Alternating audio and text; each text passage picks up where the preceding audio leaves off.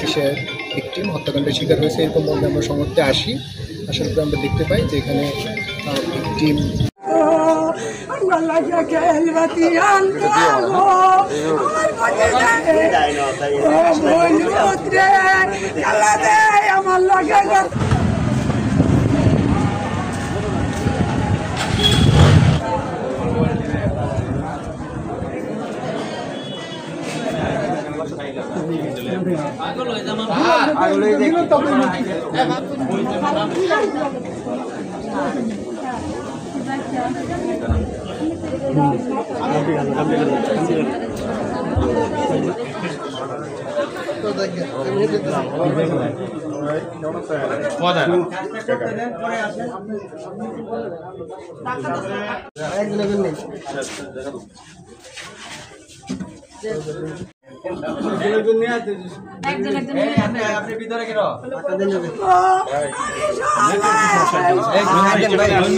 তিনজন রাইসা আর তার হচ্ছে দুই বাচ্চা ছেলে, তাদের আমরা এখানে তাদের ঘরের ভিতরে নিজের যে ভাড়াটিয়া বাসা, এই ভাড়াটিয়া বাসার মধ্যে তিনটি মানে ডিসিস্ট হিসেবে এদেরকে আমরা খাটের উপরে শায়িত অবস্থায় দেখি।